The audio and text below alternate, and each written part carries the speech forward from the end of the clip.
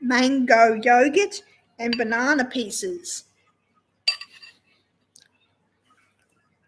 Gotta eat more fruit.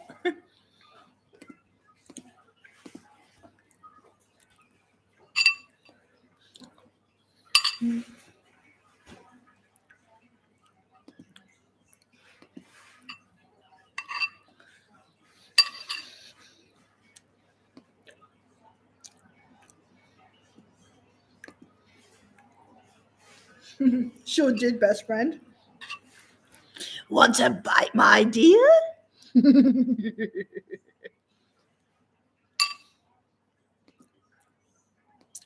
How could I not like it, best friend? I love all your drawings. Especially love it because it was a surprise one.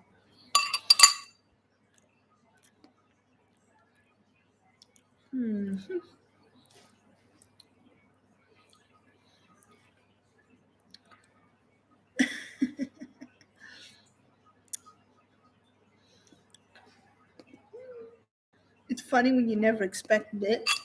Yeah.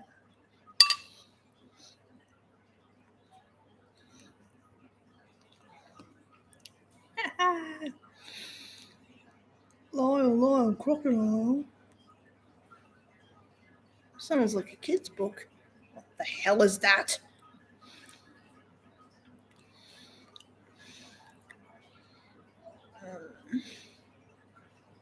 Hard. Dark Souls. I remade Crash, but you can't beat it. Fan game. Like, what? I might check it out. I'm not going to eat it, Joker. We've got the lowest prices for No one cares. I suffered through the entire Insane trilogy.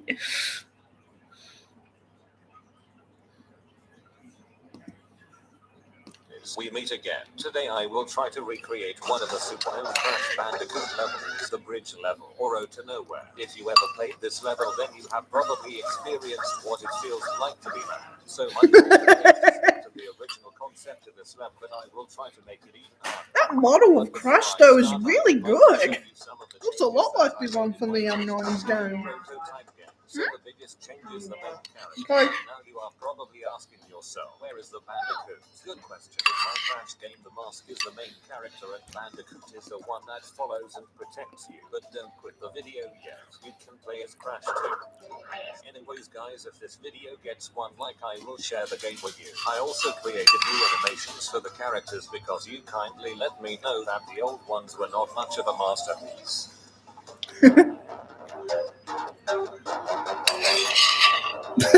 What's with the jumping? Okay, again.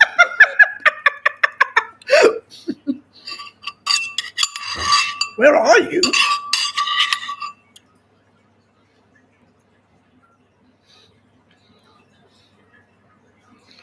Oh boy, I wonder what will happen if I accidentally take a bite of this. Oh.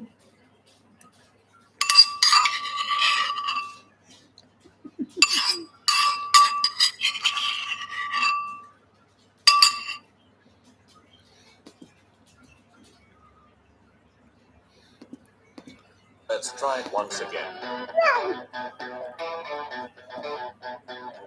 So he's gonna try even harder?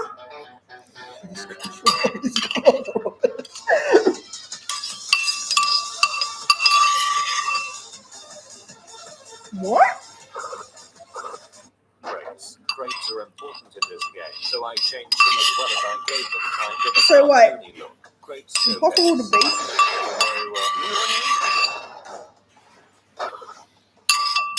This should be good. The animation looks good. What? Why is there a mini Crash following him? What the hell is that? Okay. Like, seriously. What the hell is that? What is that? I tried to integrate a controller support. Bad idea. It wasn't fun at all. So after a few days of being depressed, I finally made it kind of work. Making games can be really hard. What do you mean, Joker?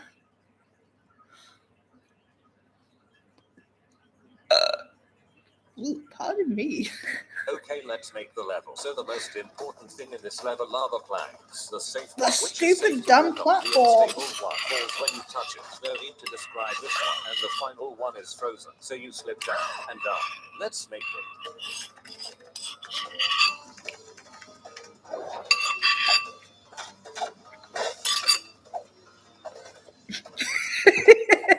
This is clearly far to jump. That's why double jump was invented in games. So you have to hit a special combination of buttons to make the double jump.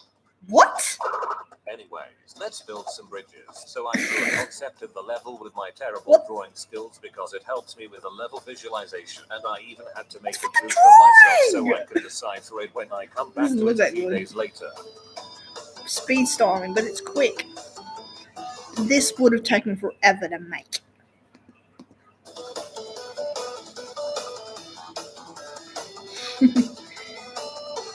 Absolutely forever.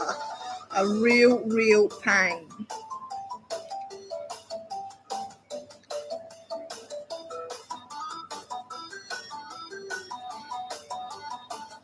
Okay, but what would a level be without hostiles? So Penguin? if you remember the high altitude hogs, that's maybe the reason why they can fly. Then this is basically the same enemy type, but it's a penguin. Let's not It's a forget about the penguin. Like, bouncing toad. what?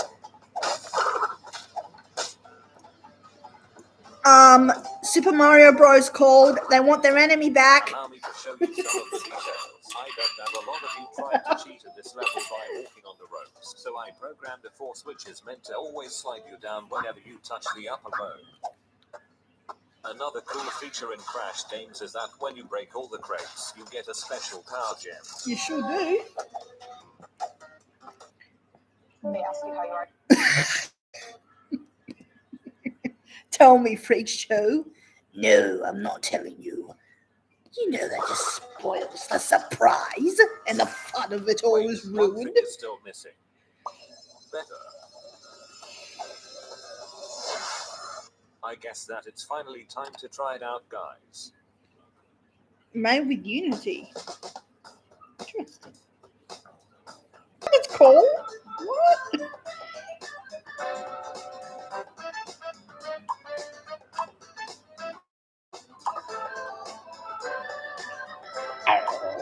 Oh, there we go. Wow! Why does he run like that?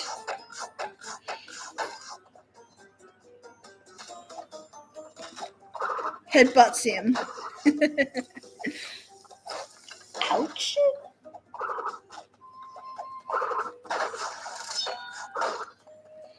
Do I need to call my child services? I don't even know. I think watching Catty Caris would be a lot funnier actually than this. Maybe I'll just do that. A little bit of Cash Banuka. Stupid Dave. Oh! Watch out for the penguin!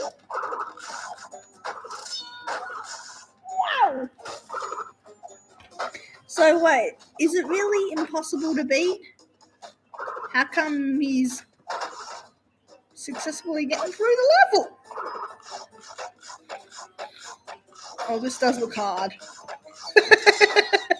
Crash's jumping looks really awkward.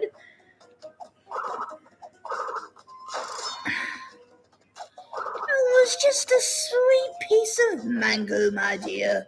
I'm sure you won't mind it.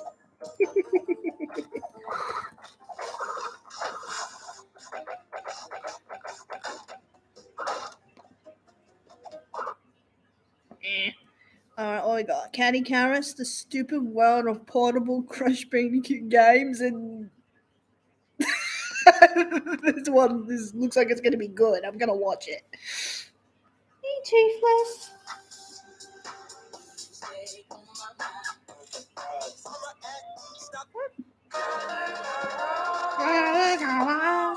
I don't want He lost his head.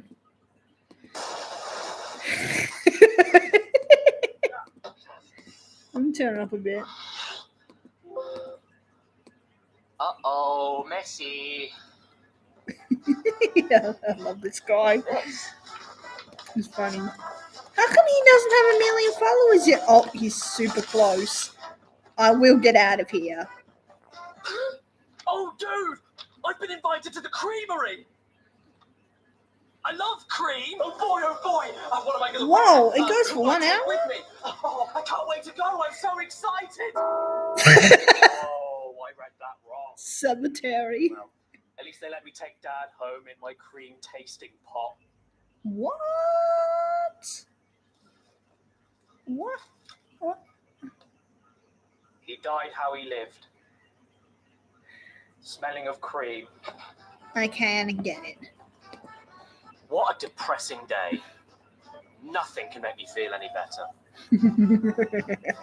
Hang on, it's June! That's right, bitches, Bandicoot is back! Portable games. Games that are portable. It feels so good to play a game that you're able to take absolutely anywhere with you. No, not the games themselves. Stupid! I mean games that you're actually able to play away from the house, and that's what we're talking about today. Even though it does feel I good will. to carry your Glock 17 right next to a copy of the official UK PlayStation magazine gonna Demo work. Disc issue 38. And it's especially fun when your favorite franchises get the portable treatment. I mean, don't get me wrong, I love PC and console gaming as much as that guy, but sometimes when you play a game, you don't want the commitment involved in sitting down, starting the game up, and staying in the living room. Sometimes you just want to sit down, start the game up, and stay in the living room. And Crash Bandicoot, the untouchable and almighty Cash Banuka, is no stranger to the portable console treatment. Dating all the way back to the classic Game Boy Advance, even until today, with the really damn good Nintendo Switch ports of the Insane Trilogy and Crash Team Racing Nitro Fuel. Wow. Oh. I specifically remember playing Crash Bandicoot XS and Entranced for the GBA for dozens of hours when I was a kid during long car trips. That's pretty Only cool. during the daytime, though, because, you know, you couldn't see it. And after recently giving the new Crash Bandicoot 4 Switch port a try and being surprised with how good it was, it made me want to take a look back through the entirety of Crash's handheld catalogue to see if any of it was worth going back to. Hang on a second, did I just say that Crash has had the portable treatment dating all the way back to the Game Boy Advance? Silly me. Smack in the head, poke in the eye. I think I'm gonna take off this band-aid Cut my now. tongue off. Oh, no, you don't wanna do that. This Lisa's aiming to get out as she's being a feisty one and not giving up. But that's not true. Crash didn't start off on handhelds in 2002. He started all the way back in 1998. Not with the Game Boy. Not with the Game Gear. What? Not with the Atari Lynx. The first handheld Crash game ever made was from Tiger Electronics. Tiger website works. Oh no, not Tiger What Electronics. words immediately come to mind when you hear the word tiger? Wow. Strength, speed, power, grace.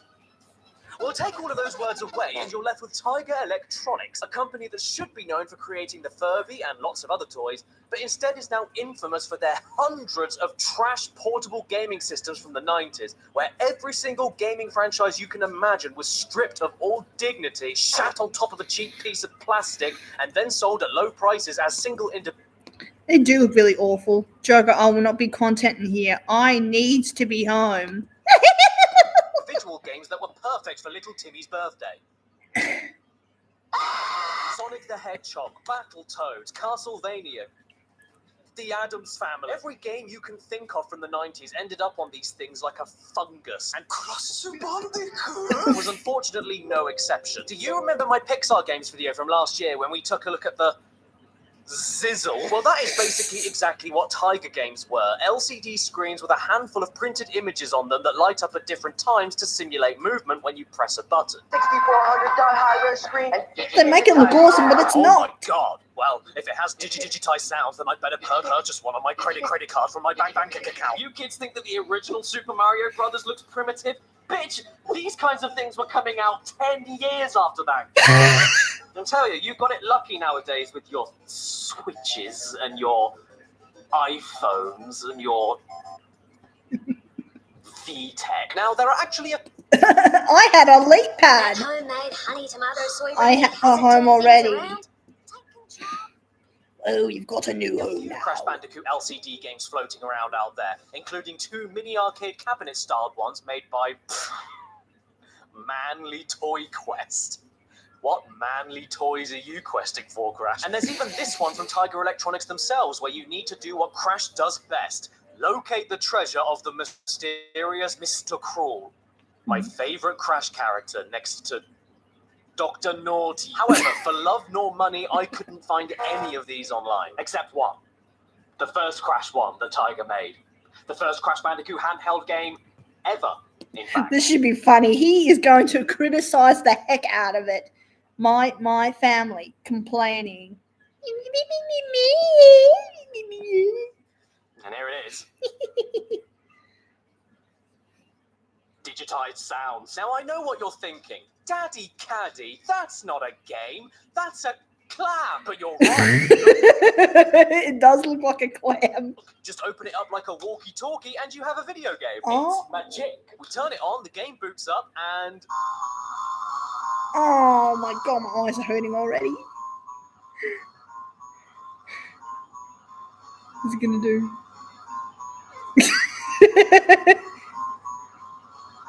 Oh, he snapped his thumb back.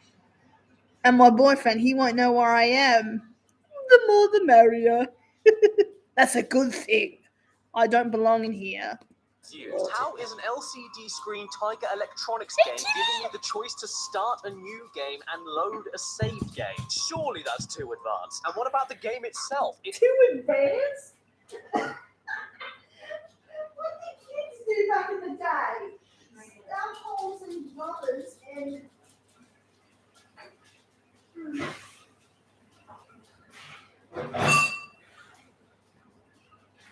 Kids did far more different things back in the olden days. I had a leap pad. Leap pad was simple and good. And I loved it. Onion and cheese. Yum.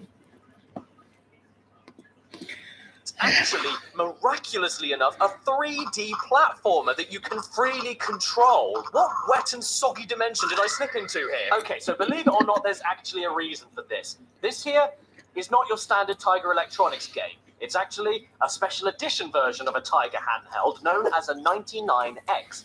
Hence, this game is commonly referred to online as Crash Bandicoot 99X. Simply put, they were more advanced than their cheap pound shop counterparts, but not by much. I mean, the graphics actually move, so that's a start. And they do have all of those digitized sounds that they promised I me. didn't know Lisa was part worm. But just look at it. You're still playing with a pager that moves at like 3 pictures per second. And instead of a phone call waiting for you at the end of it, you have a star-shaped cookie cutter with trousers that runs as smoothly as a lampshade made from human skin. I also That's brutal. You better not be eating, Joker. happen to notice that the only one I managed to find online doesn't even work properly, and most... Ooh, those chips were good. I'm gonna have some more. I don't care.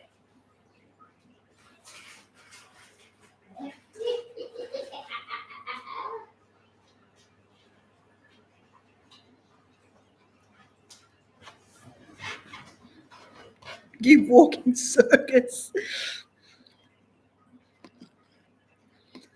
Most of the graphics just aren't there. Have you ever seen a system where the older it gets, the more lines of graphics go missing? Oh, that's nice. The spiders scream like you set fire to a puppy. I don't know, guys. This is completely unplayable. You're better off playing with a meringue. This is just my opinion, though. What does the advert for this thing say? Into a Crash Bandicoot game you've never played. Hey, you're right. Oh my god, you can get 2 of them together and... Why? All right.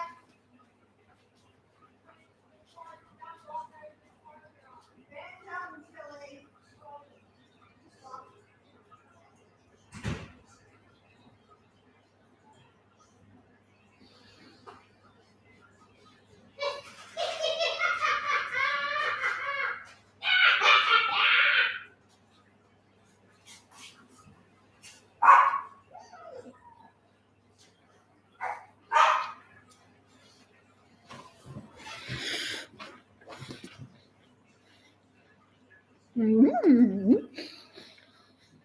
Mount them for multiplayer? I've always wondered how oysters make. Banjo and Kelly.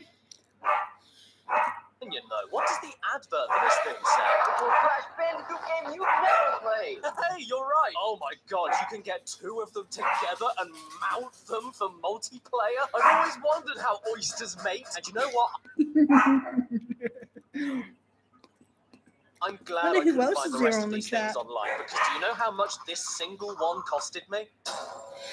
Yes, this broken snot green calculator. Broken snot green calculator. Bag £184. That's like Lisa referring to Joker's green hair as snot. And 36p. That's $250. This is a rare collector's item. And gee, was it worth it? No. Now I know we've only Flush just it down the toilet. started, but it's already clear to me that I'm going to need some financial backing to help fund my addiction to LCD screen computer games. But how will I ever afford to keep buying this rubbish? Hello, I'm Spons. Oh Christ! And I'm here to tell you all about the amazing. No one company cares, Homebase, who I've Spons. been working with very closely recently to give you all at home the. No one cares. Our School on Wheels has helped out over 50,000 people. Just go back to the game, to the 50 video. entries by using the code RADNIS150 when you enter. Snot RADNIS. So screen again, that's calculator. homebase.com/Cadicarus. The code is RADNIS150. Donate to support a great cause. And good luck with your chance of winning $20,000 worth of. I am registered PC supporting units. nothing. So anyway, what's next? What? There's more LCD screen crash games Yes. that were free toys from McDonald's.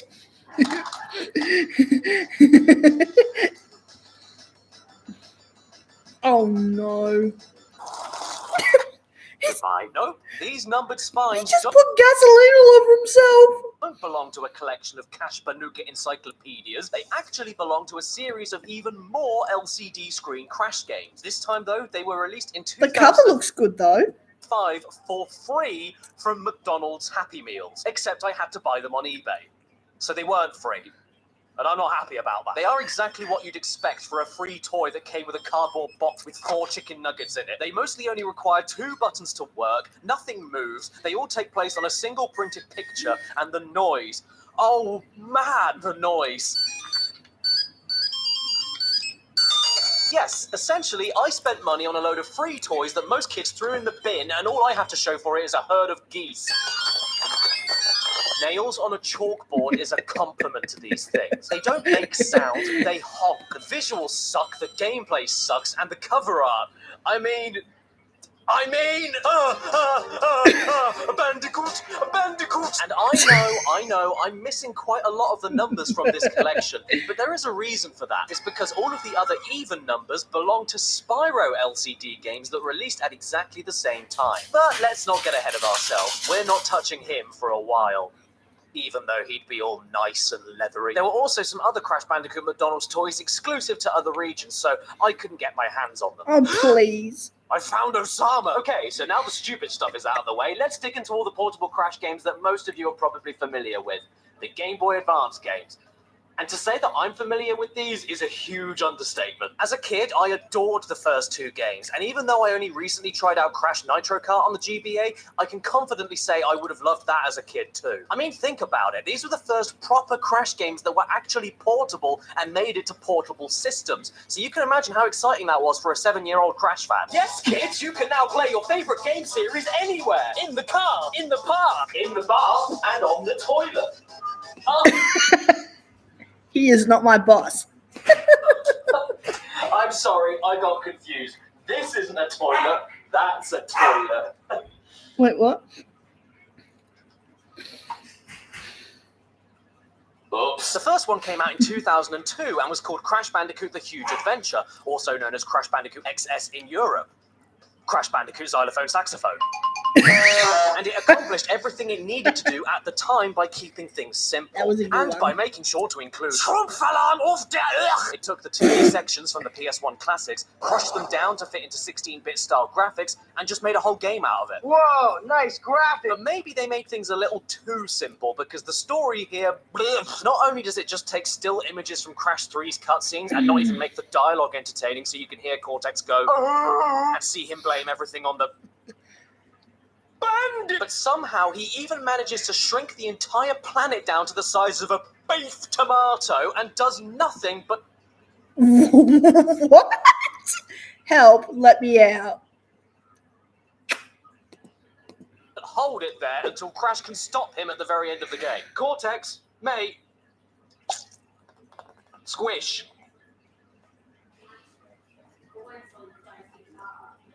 Oh, my Crash Bandicoot's out of date. And that's not all. The controls for basic running, jumping, and spinning may be great and feel really What's tight, going on? but as soon as sliding and slide jumping gets involved, all of a sudden the jumps become Banjo! extremely unresponsive. And Can someone shut that dog up?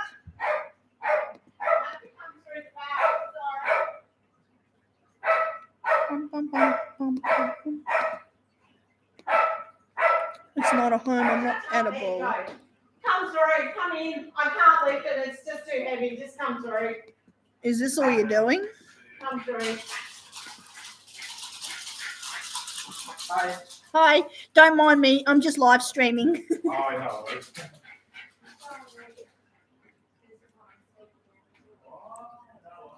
Mm-hmm. I want 250. slip, slide, and slop off the end of most platforms when trying to use it. Then there's the occasional leaps of faith, the dreadful Tiny Tiger boss fight, the terrible final Cortex boss, and the level that's called Snow Job, so the game ain't perfect. But damn it, for a 2002 GBA game and a Crash game in general, it's a really good time, especially when it comes to the impressive chase sequences and the flying stages, which I will say right now are some of the best in any Crash game. It even manages to bring back the unlockable boss power-ups from Crash 3 and forces you to use them far more than Crash 3 ever did. There's the box gems to collect, the time trial relics, the belly flopping, and even a secret unlockable final boss. My nan, basically, it's everything you'd want from a portable Crash game. Not like this $250 2-in-1 mirror set, but was one good Crash game enough of Dogs! For a 2002 GBA game and a Crash game in general, it's a really good time, especially when it comes to the impressive chase sequences and the flying stages, which I will say right now are some of the best in any Crash game. It even manages to bring back the unlockable boss power-ups from Crash 3 and forces you to use them far more than Crash 3 ever did. There's the box gems to collect, the time trial relics, the belly flopping, and even a secret unlockable final boss. My nan, basically, it's everything you'd want from a portable Crash game. Not like this $250 2-in-1 hairbrush and mirror set. 2-in-1 hairbrush and mirror set. My family will be worried about me as I should have been back by now, Joker. Who cares? One good Crash game enough for Vicarious Visions? Oh no, because they made a sequel. And it had that guy in it. Here comes my son. Here comes my son, and I say he's an egg. Crash Bandicoot 2 End Trump. What? If you love people,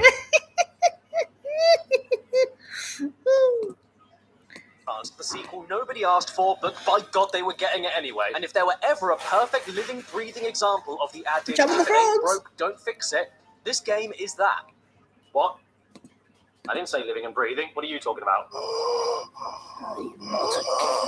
The story here is that Entropy is very cross with Crash Bandicoot, and he's so cross that he lays an egg. And the game itself is more or less exactly the same as Xylophone Saxophone, except with new locations that are much What? brighter and prettier than the I won't.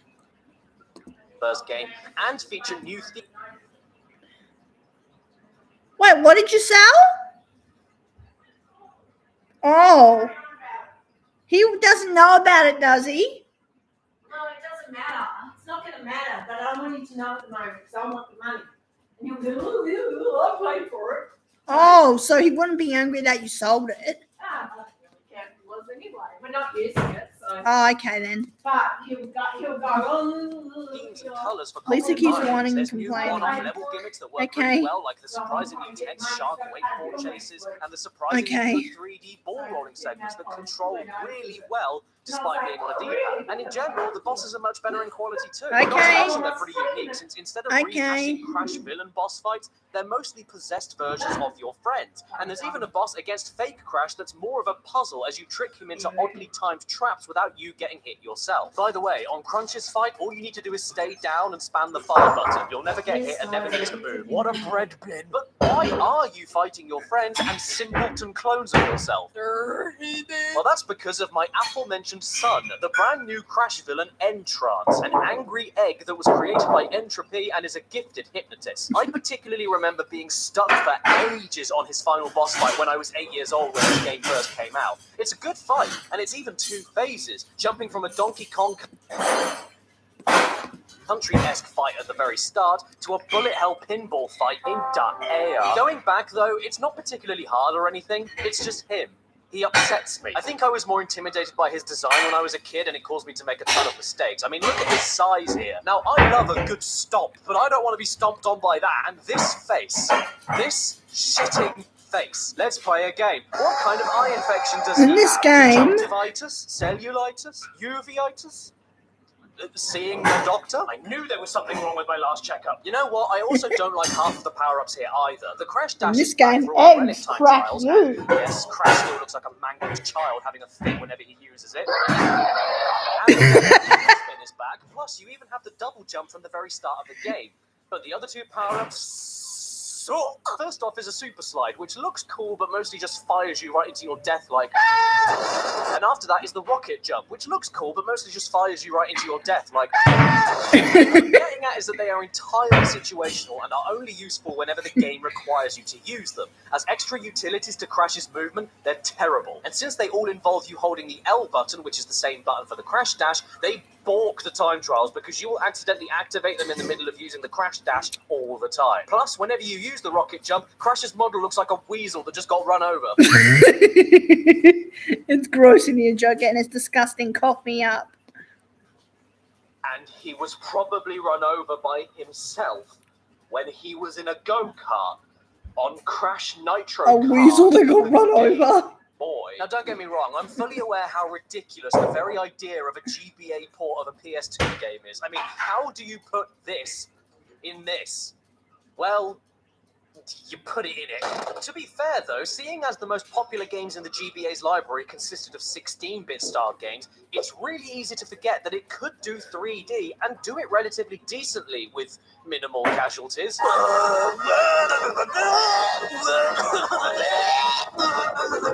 Crash Nitro Kart, though? Nah, mate. Listen here, sunshine. This one's one of the good ones, you get me? I mean, it's impressive from the outset with how detailed the character models are. Sure, they're bit crushed and pre-rendered from the PS2 models, but I'll be damned, they look pretty spot on. And even though the tracks suffer from the original Super Mario Kart problem of all of them feeling exactly the same because they're all flat, they still look great and run extremely smoothly. Except when there's more than 4 cards on the screen, and then it starts running like Grandfather Ploppy. But shit! Shouting for help. And aside from that, this is a great version of Nitro Kart. In fact, for how quickly it loads, the fact it's portable, and the fact it feels How come faster no than one the else has original showed up because on it's the on a tiny chat? screen, I'd argue That's this is the weird. best version of Nitro Kart. It's just as fun as a divorce from a wife that you hate. It's got the power-ups, the bosses, a more catchy and memorable soundtrack, and they managed to keep in the risk-reward boost system that made Nitro Kart stand out to begin with, where you jump into a drift and then wait until I'm the not very last food. second of this gauge running out to activate the most powerful 3 combo boost you can. I also love the little things, like how they tried simulating the wheel spinning around by having the top half of the wheel flash faster and faster. It's adorable. They even managed to include voice clips from the PS2 game.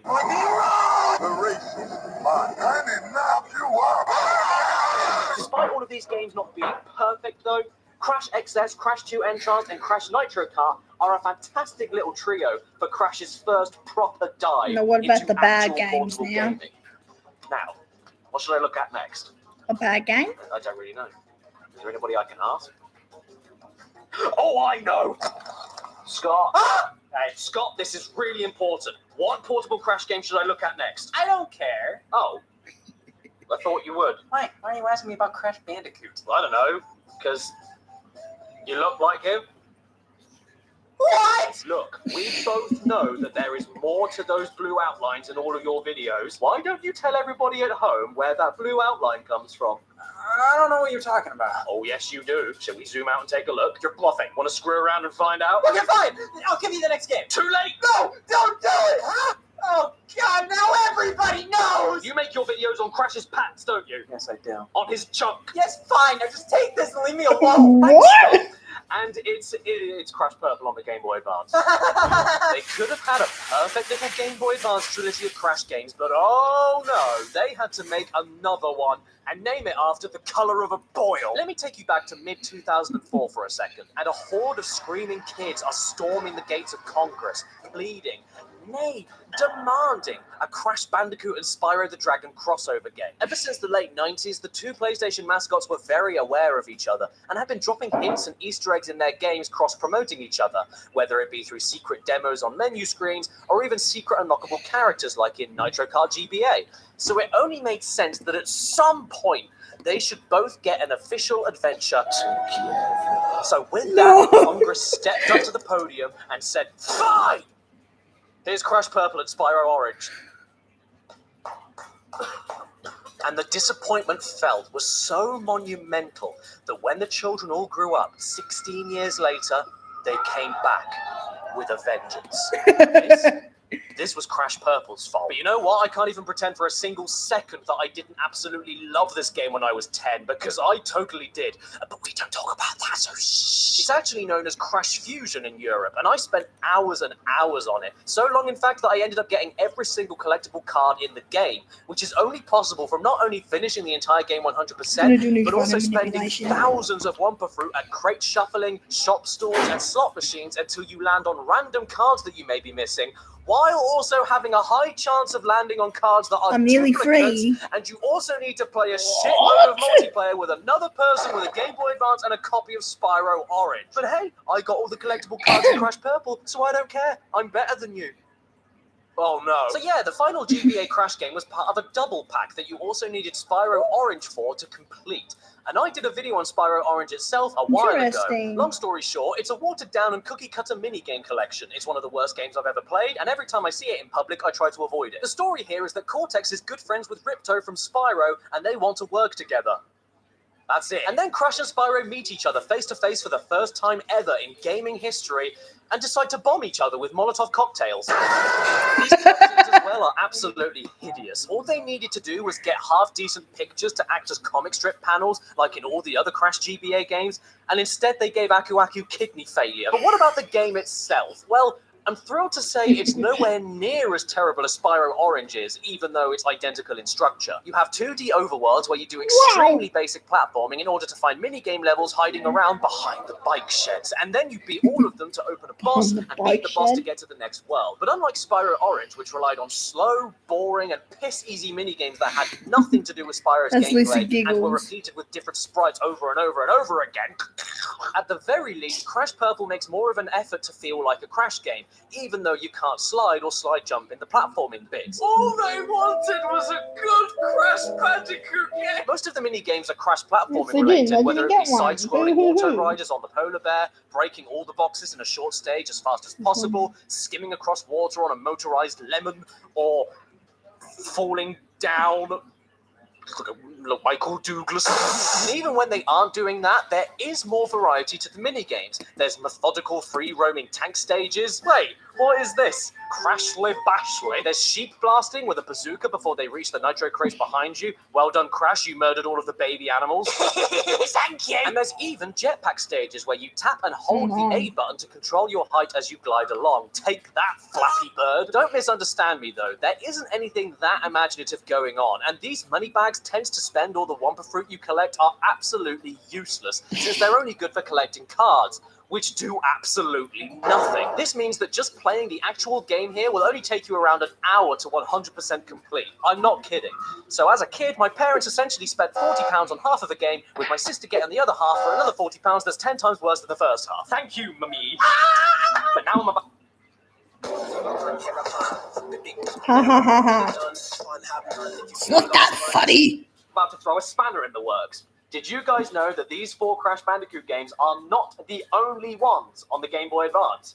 Yeah, totally true. There's technically another one that's hidden on the cartridges for Crash Purple and Crash Nitro Kart. And all you got to do to access them is put the games in like normal, start them up, but hold the left and right triggers while the game is loading up. It's a secret. Just like Billy Idol's real name. William Idealistic. And after all of that fuss, you're rewarded with Crash Party. What the hell is this game like? What?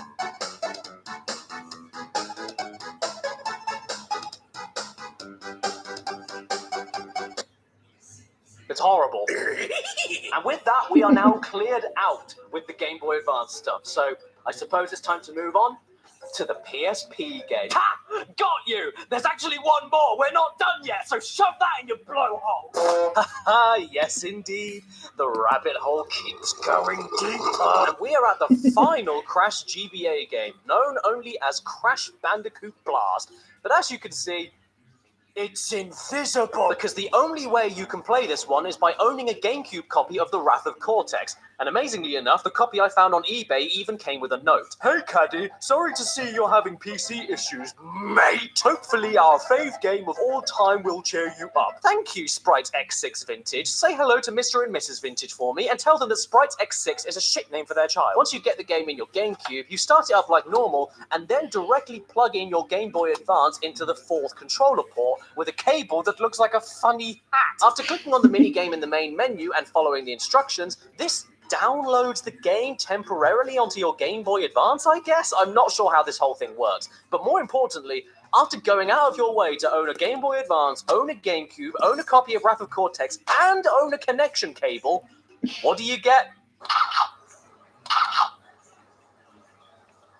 You get a game where you control Crash in a silent nightmare realm using bazookas to shoot down more innocents than George W. H. You play for about 1 minute and then you get an advert for Crash Bandicoot The Huge Adventure, which was not called The Huge Adventure in this country, so sorry to all the UK kids out there that were going mad looking for a game that didn't exist. Don't forget, this game was available in 2002, so let's tally up the price of admission to have a go at the not very good Shooty Bang Bang Crash game. You would have needed a new GameCube at $200, a new Game Boy Advance at $100, a copy of Wrath of Cortex for $50, and a link cable for what I would assume would be around $20 because I couldn't find an original price anywhere online. That means that this single piece of Crash history technically would have costed you $370 just to find it. And after all of that, your secret reward is a game that's the equivalent to a wet tissue. Sprite X6, you are not my mate. I mean, what can you say? You point, you shoot, you point, you shoot, you point, you shoot. But don't shoot your friends, though. What are they gaining crawling around the area where the bad guys are? Why are they popping their heads up when they know I'm shooting? Can't they hear me shooting? It's the only sound that exists in this world. Or maybe they just want to die for a quick and easy way out of this mess, because for all intents and purposes, this game is as much fun as Gangrene. And to give Gangrene credit, at least it came out a long time ago and is still going strong today.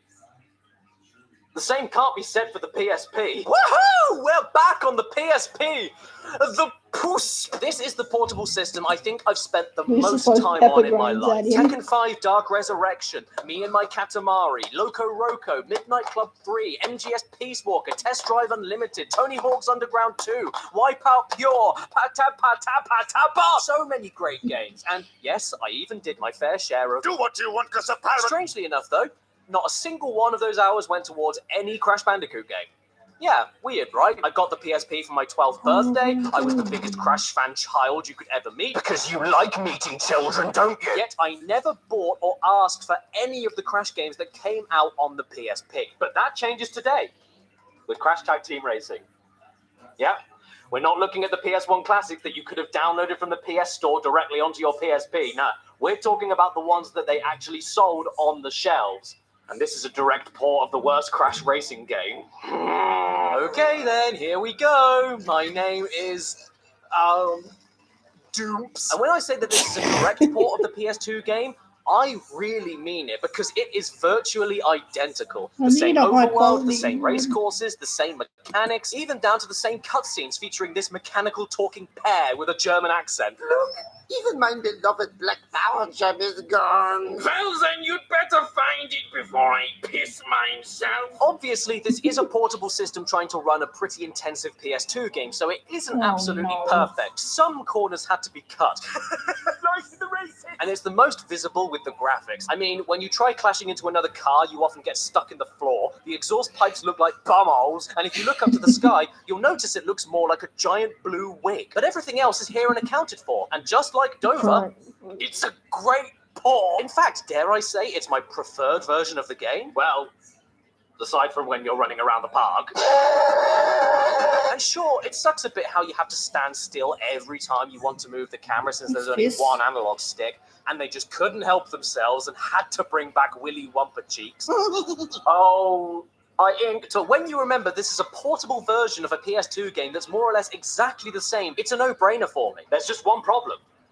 I don't like tag team racing, which means I don't like this. And to go into all of the reasons why would be redundant because I already did that in my previous video about bad Crash Bandicoot games. Wink. Wink. So even though this is my preferred version, despite the frame rate, it's still the same bad game. You can't polish a turd, you know? The It's drawing like being for forced to you. wear a dirty and smelly t-shirt that says, please crowded trains to slip women on it. Sure, you can... I saw the drawing of Crash, best friend, unless you're talking about another one. Oh, pain time. Time to make myself scared.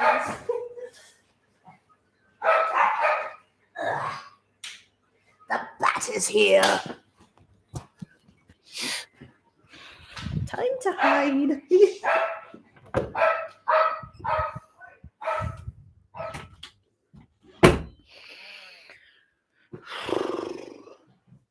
Girl, I was made for you. Girl, you were made for me. Feel the magic. It's in digital. Oh, okay. Is it cold in here or is it just me? Oh, I love it so far, best friend. It looks great. wash the bad smell away, but you're still being forced to wear it. But you know what you can't wear? Video games. And Crash of the Titans on PSP is one of them. Oh god, oh god, oh help me, no, we're all gonna die, it's a swarm of angry reds! Now I don't remember any of this game at all from when I first played it on the Xbox 360, not that long ago. But I'm pretty sure the story wasn't Cortex wants Crash to dig a hole, and Crash doesn't want to dig the hole, and then Cortex wants to kill him. My name is... George. And much like Tag Team Racing, the PSP edition of Crash of the Titans is exactly the same game as the original, but now with even less sound effects. And, confusingly enough, they made the brave decision to replace Crash Bandicoot with a melting chimp. Yeah, if you thought the original character models were gross, the PSP makes them look even worse. Are they covered in Vaseline? Maybe these are the manly toys we were looking for earlier. And Aku Aku may be captured, but he loves it. What more can I say? You run around through linear empty areas beating up monsters, and then sometimes you can stun bigger monsters that you can possess and then use them to beat up more monsters. It really is the same exact damn game again, just with PSP graphics. How does anybody like this Crash? It's not that this game isn't Crash, that's why I don't like it. It's that it's boring. The combat is boring, the levels are boring, the jumps are boring, the mind-jacking slows you down, but I go over all of this in my other video about bad Crash games. Wink, wink, wink. Oh no! A bad Crash game on PSP! Just like Mind Over Mutant. Yep, if the PSP version of Titans is anything to go by, I can only assume that this one is the same story. My name is... Uncle D. Now, I may not have remembered that much about Titans, but when it comes to Mutant, I remember that game just as much as that classic line from Lord of the Rings. You shall not touch the ring. Now, wouldn't you know, it may be portable, but this is the same thing as the 360 version, which is more or less already the same as Titans. You run around, beat up monsters, mind-jack them, and then kiss infidels! The platforming is a little bit better and such, but again, I've already talked about that, so I can't Speak say fucking much English, else. You still have to Crash. run around and collect Coco's parts Oh, wait, and he keep them doesn't in your speak basement, English. and Crash still looks like a cosplaying malnourished old man. Now that That is just beautiful. Hang it up in my conservatory. In conclusion, Mind Over Mutant on PSP is just a better version of Titans on PSP. But now the cutscenes look absolutely disgusting, and that sound quality is something to behold.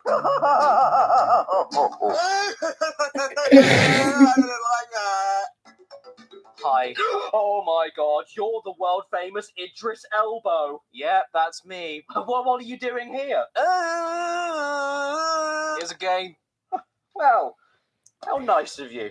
Gee, I meet a celebrity and he gives me a video game. Could things possibly get any better? So Crash of the Titans on the Nintendo DS is a game that greets you with Crash looking at possibly the worst he's ever looked. Hey there, man. You look healthy. Well, I suppose I need to pick a save file, and whoever had the cartridge before me had a file on here called Badass. I can't overwrite that. It's too good. I need to start on a fresh file, and my name is Grimp. I've got a question for you. Do you like Crash of the Titans on Xbox 360 and PSP? Well, have I got some great news for you. Take a guess. Joker X Batman. Ugh, no way. Your awesome deal. How surreal. Yeah, very surreal indeed. Guess what you do in this game? You run around through linear empty areas beating up monsters, and then sometimes you can stun bigger monsters that you can possess and then use them to beat up more monsters. It really is the same exact damn game again, just with Nintendo DS graphics. Oh, hey Coco. Coco, how you doing? You alright?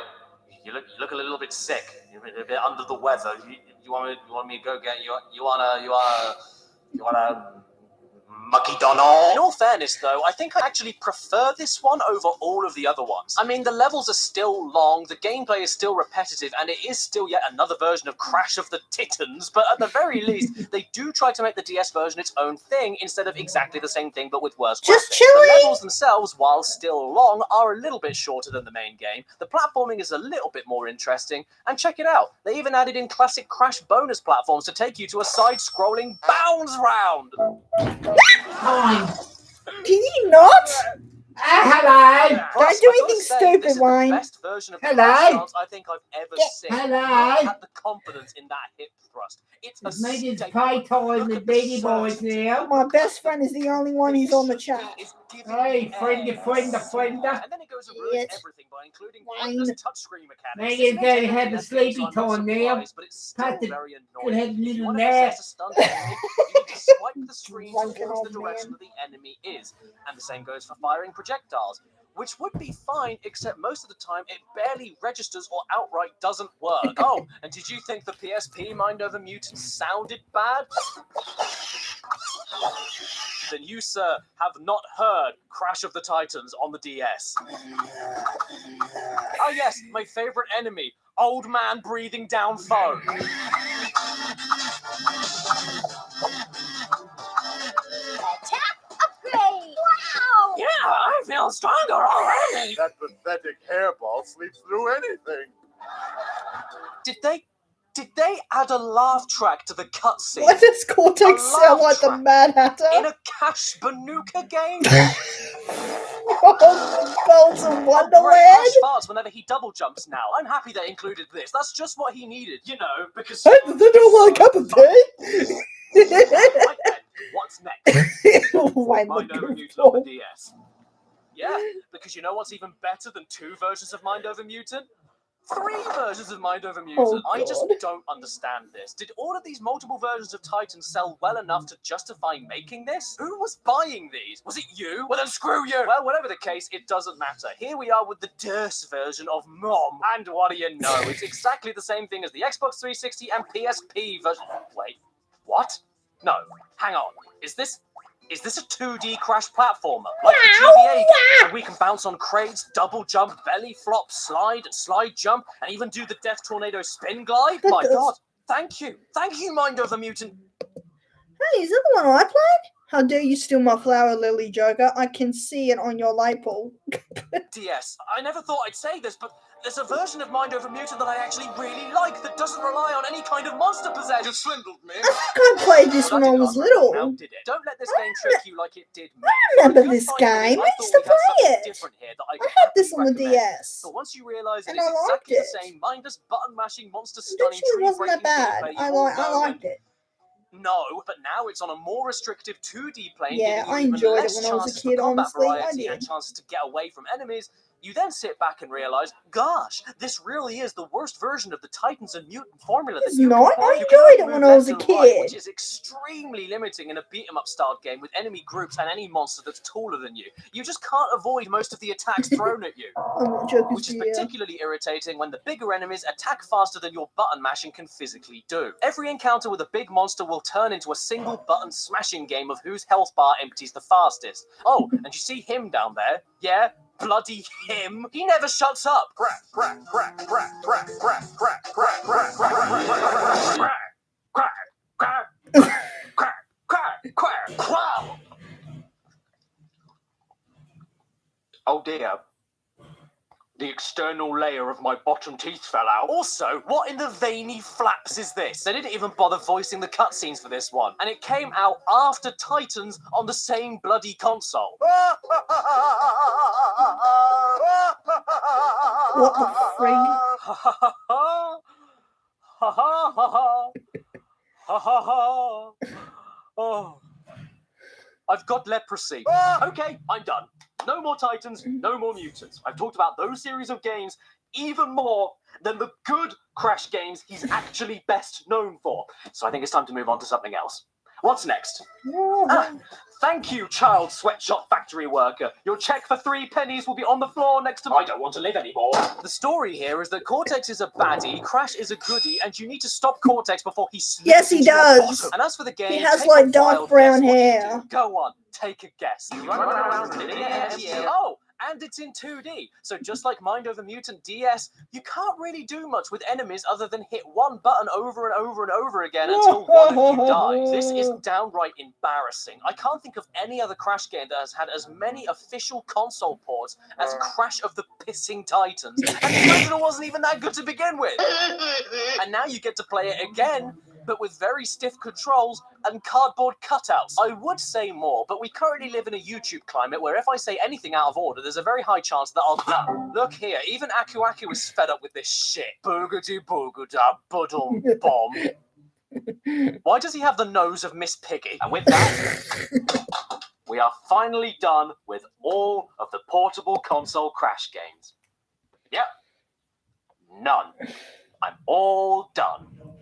There isn't a single one left. I'm all finished. Oh yeah, you thought I forgot about this one, didn't you? Well, trust me, I wish I had. Crash But Boom alas, Bang. I remember.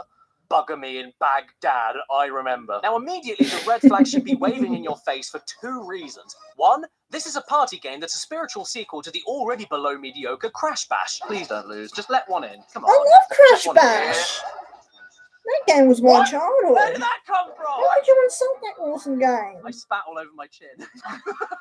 And 2, this title screen is completely blank, while a skinny hunchbacked goblin is lolloping away from a purple sock with legs. Time to pick our main character for this whale of a party game then, and now I regret not killing myself when I was 5. Can somebody out there please tell me what these things are and why they were put into this game? This is 2006. How do fake Game Boy Advance 3D graphics from 2002 look better than this? Crash looks like if Jeff the Killer turned into a kite. Coco has trees for ears and her arms are the oars of a rowing boat. His eyebrows are black. You thought Purr the Tiger was missing since he first appeared in Crash 3? Human legs and short shorts. Coco's face too. My god, how much more of a minger could you look? Her face is so mangled it looks like a hedge maze. I haven't been this disgusted since I last looked at my stepdaughters. Hey honey, have you seen my coat? Don't worry, Caddy, I found it. You know what, I'm going to pick Pinstripe for now because he is the least awful looking one, and I'm going to call him Mumps. And if Sounds you like choose Kill the single player Console mode, guy. you won't be happy with the story either. We've got this new character that has never appeared in any Crash media before or since this game, and he's called... You know what? He's never mentioned by name in this entire opening. A brand new character for Crash, a brand new game, and we don't even know who he is, aside from the fact he makes a face like... He has been trying to find a thing for a long time, And he's a but can't Tasmanian find devil. a thing. So he created a tournament full of battles in order to trick the participants into finding the thing he's looking for. What? Hey kids, I'm Aku Aku, and I'm gonna tie you in a sack and throw you in a river! In the most basic terms, Crash Boom Bang Bing Bong Boo Bingly Bungly Boo is a Mario Party ripoff, but just worse. You roll a dice, move along a board, deal with whatever space you land on, fight in minigames, collect points from minigames, use them on the game board to help you win, pick up items to help you or disrupt other players. It ticks all the boxes, including that single one that you missed because you're a stupid twat. So off the bat, We're celebrating 25 years of... Is his belt blue or brown? His pants are usually a dark blue color, best friend, and I'm not sure if Crash has a belt. I'll have a look on the internet. Depends which version of the character you're going for. Classic, I'll have to look at Classic Crash. See.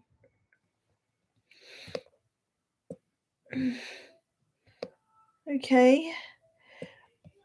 Alright, he doesn't really have a belt, but he does have two, trouser strings, whatever you call them. other Mario Party game, they decided to twat. So off the bat, it does sound a bit more interesting than... It's okay, best friend. But it's how the game decides to try being different from Mario Party when it all goes arse over tea kettle. First of all, you all roll the dice and move at the same time, meaning you can never strategize what items to use now or save for later, because you never know where characters are going to be, or what space they're going to land on, or what items they're going to use at the same time as you. And then secondly, instead of keeping things streamlined and simple like every other Mario Party game, they decided to make the game work like this. At the start of your turn, you only have a few seconds to make and perform every decision. If you want to roll the dice, you press the touchscreen and skip the countdown, but if you want to use an item, you have to open a separate menu in the touchscreen that obscures the map of the board, so you don't know if the item will be useful for you on the board because you can't see where anybody is. If you take too long deciding what item to use, your turn goes ahead without you having a say and the game moves on like normal, but if you aren't paying attention to the top screen, you won't know where you are or the other players are because that's where the game's happening. Sometimes you'll come to a fork in the road where the game tells you to pick a direction to move, but in order to do that, you need to use the D-pad to choose instead of the touchscreen, which you've been using the whole time. And by the way, make sure you use the touchscreen to open the map up when you use the D-pad, otherwise you won't know where you're going, except in these parts where you... Sure, best friend.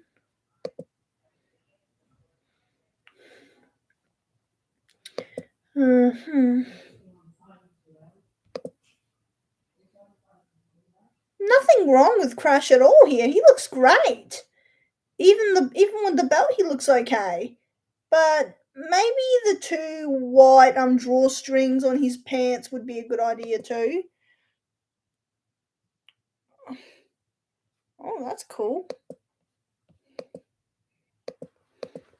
But you can only pick one direction, so why are you giving me a choice? Oh, okay, what's going on? Pinstripe is leaving. See you later, buddy. Get out of the game while you still can. So yeah, more often than not, you'll land on spaces that take you to some other random part of the world. But none of this is made clear to you, and you won't have any idea where you or the rest of the players are since you disappear from the original map when this happens, and it gets even more confusing when someone uses an item that randomly changes the position of every player on the board. You collect points from minigames, but that's only if any minigames get triggered, and the game can even end before the end of the 10-turn limit, depending on how far ahead a player makes it across the board. But making it to the end is not the deciding factor on the winner, because ultimately it's who has the most points from the minigames, and they can be very difficult to win because the other players can distract you as many times as they want by spamming their own stickers on your screen, thus obscuring your view and causing you to lose. However, luckily you can combat this by using your own stickers and throwing them on the other players, but the game wants you to also customize the sticker with the touchpad in the middle of your round in a separate touchscreen menu next to the map of the item menu, when you've only got a few seconds to decide what items to use and what direction you want to go on the board. So what ends up happening is that you're trying to make your own sticker, but then your move happens automatically and you don't have a clue where you are or where anyone else is, and you think that making stickers is easy with the touchscreen, but it isn't, because in order to customize the default sticker, you can't just drag and drop whatever you want from any menu. You need to go to the correct sub-menu of the item of the sticker that you want to bin in order to move that individual item to the bin. So you have to go through a million different sub-menus to guess what the correct category is for each item on the canvas that you want to replace, and then after all of that you have to go back to the other sub-menu that you went to in order to pick the thing that you want to drag and drop into it. So by the end, this was all I was able to do because I couldn't figure out how to do anything better, and it perfectly sums up how I feel about this whole thing. Get fucked! Oh, and you want to talk about I love that. games? Are they fun? Do they control well? Are they better than the crap they had in Crashtony Bashtony? Sure, let's go over them. Why not? There's a game where you play Spot the Difference. There's a game where you guess what number a baseball will be thrown at. There's a game where you guess where a person will appear from the floor and hope you can slowly walk over to them before the computer players, which is never. There's a game where you blow. Just blow. And I got that one 3 times on the same match. Oh, and if you lose some of the mini games, you can get knocked out. But then you have to sit there and watch everybody else finish it without you. And no, you can't skip it. I tried. This is more exciting than the NBA. Oh, great. Well, now the game won't pick up anything from my microphone at all for no reason. Blow the balloon up, you blasted meat! And it's a shame that it isn't the 1920s, because Mumps isn't doing so well here. Want to know my favourite part of this game, though? There isn't even an option from the start to play any of the mini-games separately from the... Roll up, come and get your pooey ticket for pooey cricket. It's you over there, yeah, come back here right now, young man. You can't keep getting away with this. I've played every single portable game you've ever made, and none of them seem to be very good, so what are you playing at? Don't you away from me. I'll get you in a second, just you wait and see. Crash on the run. On the run from who? The IRS. Well, would you look at that? It's Not only not the latest funny. portable Crash game, but the latest Crash game period, released in 2021 for current-gen iPhone and Android devices, developed by the same people behind Candy Crush. My favourite. Yep, I didn't see that one coming either. But in all fairness, the idea of a non-stop running Crash game where you swipe left, right, up and down to avoid obstacles is one that does make perfect sense. When you consider all the boulder chasing levels from the past and the fact that Crash is mostly a linear 3D corridor platformer to begin with, there's nothing wrong with the concept. I mean, even was a fun time a few years back, and it's yet another Crash game you can play on the toilet. What's not to love? Adding iPhone XS Max, the game looks really nice for an iPhone app and runs at a consistency, even though I tend to get stuck in the floor quite a lot. People think I'm insane because I am frowning all the time. Crash Bandicoot on the Run is a very simple game. In the single player, you pick one obstacle course level at a time within many different worlds, which always end with you defeating the henchman of the boss of the world that you're in. Beat all of the henchmen and you unlock the boss fight, which is more of the same, He's except sitting you in a tap the tree, screen to fire projectiles K-R-E-S-S-I-N-G, into the correct mode, not funny. avoiding more obstacles. After that, you unlock more replayable aspects of the game, like gem challenges, where you have to collect all Wumpa fruit in a stage or defeat all the enemies, and the time trial relics, where you need to break second stopping crates and get to the end of the stage with the fastest possible route. My god, there's even more platinum relics for me to collect. All of this together unlocks more levels and contributes to completion. It's the basic shindig. So it sounds like a done deal, right? A decent Crash game that plays well, controls well, and follows the formula well. But there's one massive thing I've neglected to mention. In between every level you choose to do, you have to wait. And I don't mean that there are level cooldown timers before you can attempt them again or anything like that. I mean you need special collectible tools to access every single level. And you get these tools by finding ingredients in the endless running collection levels and then putting the correct ingredients into a machine. And then those tools sometimes need to be added back into the machine with other tools to get different tools, which then sometimes need to be done multiple times over in order to access a single level. To give you an idea how long this may take, well, there's only a certain limited amount of ingredients in every single collection run, and only a certain type of ingredient that exists in all the levels that you have available. And after you do that collection run, there's a cooldown in order for you to do that collection run again. Then there's the cooldown of you adding the ingredients into the machines to create a tool. And for each element version of each tool, you only have 3 slots to create those after upgrading them. So even if you have the right amount of ingredients, you are most likely to be stuck waiting for one lot of tools to be made before making more. You can also do special challenge runs for each level of each world where you need to hit every crate in order to get more ingredients. But not only does that mean you having to the challenge perfectly in one go on every attempt, but also means that you have to wait 24 hours in order to do the challenge again once you beat it. And that's only for one kind of ingredient. Add this on top of all the other tools you need to create with other lesser tools that also need creating, and this makes the whole game move along slower than old porridge. You have to repeat so many runs of exactly the same stages over and over again just to farm the items you need to unlock one single player level on top of the wait time. And I have no idea if this was included only recently, but I did notice that the collection runs were made literally 3 times faster than they ever were when I originally started playing. So they clearly knew this was a drag. But that doesn't fix the issue with repetition, and you will very quickly notice the lack of power-ups, enemy types, and obstacles throughout the entire game. Oh gee, thanks, game serves me right for walking on the normal, regular floor. So you know what that means? You either end up in a miserable grind where you check your phone every few minutes, every hour of every day in order to keep on top of your ingredient farming, or you give them all your money. I am fully aware that this is a free-to-play game, so in many ways, it's pointless complaining about a gameplay system where you get more out of it by shelling out a few quid. But I do think Cash Banuka has the ruds goes way too overboard with how you can physically progress without spending money. I put a decent amount of hours into the game when it first launched, and I got pretty far after a few hours. But even after all of those combined hours, I still don't even have half the levels completed that I need to get to World 3. You can either use money to buy ingredients immediately, or use them to buy crystals, which are the rarest commodity in the entire game, and those are the things that are used to speed up all of those horrific cooldown timers. And yes, there's always the multiplayer angle if you've got the tickets to play in the first place, where you make up your own team and then head to the races with ghost characters in an endless running mode in order to beat their furthest distances. But that's only a tiny portion of the game, and it doesn't really help you on the campaign that much. It is pretty fun to get trophies, which then get collected by all of your team members onto a leaderboard so that you can win prizes for a season, but that's hardly worth investing into the tickets to begin with. But hey, just in case any of you were wondering and wanted to join in, I'm the head of the Woolly Wumpa, and the best run I was able to do in the multiplayer lasted me just over 16 minutes, which, let me tell you, is way harder than it sounds, because you end up going this fast after that much time. I have to stress though, this game is indeed free, so you aren't harming yourself by downloading it. But if you ask me, there's 1,000 other free-to-play games I'd recommend over this purely because of how tectonically slow this one is without dropping any money towards it. I have got way more mileage from many other free games and still feel satisfied without dropping a cent towards them. Yeah, I've been inconvenienced in a few places, but the core game is still great and you can still do a lot. This though, this is more than an inconvenience. Without money, it's boring and I don't want to play it anymore. A Loki Funko Pop! My advice is to treat Crash on the Run like fast food. It's really lovely in small doses, but if you have too much of it, you'll get gout. And then you need to cut it off for your own health. Now.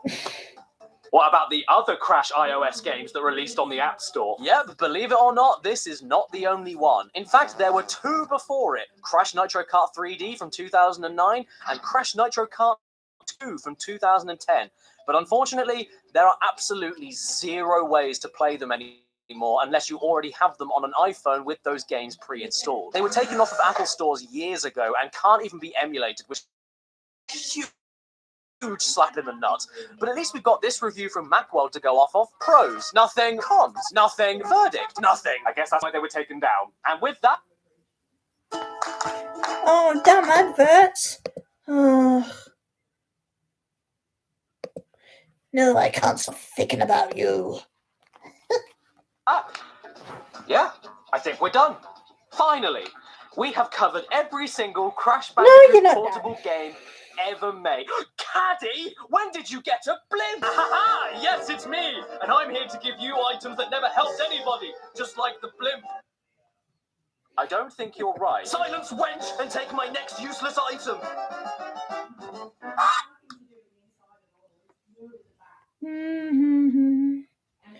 Tiptoe, talk to me, baby.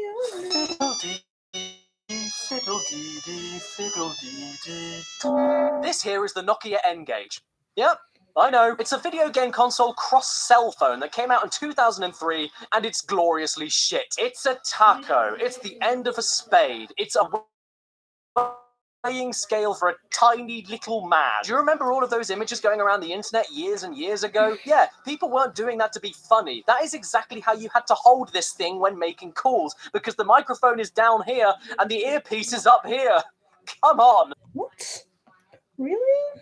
I can hear the sea. Seriously? I love this thing. I think it's an extremely cool time capsule for the early 2000s. But I'm not here to tell you why this thing failed as a phone and a game system. I'm not Derek, it's me, Derek from Stop Derek's from Derek. Instead, I am here to tell you that there is indeed an N-Gage exclusive Cash Banuka game from June 2004.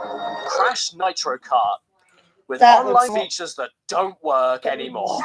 Yeah, this thing really did try marketing itself as a games console. They had games that came in boxes with cartridges, no less. And in order for you to swap these cartridges out, you had to take the entire back of the phone and remove the battery.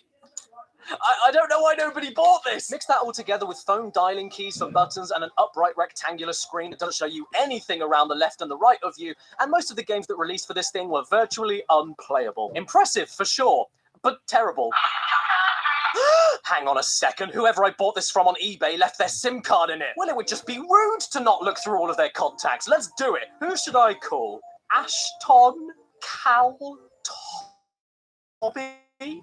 Hamby? Corinne? Zazar? Kieran? Lowery John? Kieran? G. Matthias, or lowercase Amy. As you can see, my copy of Nitro Kart on the N-Gage is still sealed and brand new off of the shelf from 17 years ago. Wow. And since nobody bought this stupid railway tunnel or any of the games for it when they came out, guess how much this set me back? £103.50. That's roughly $150 for a game that will most likely look like this.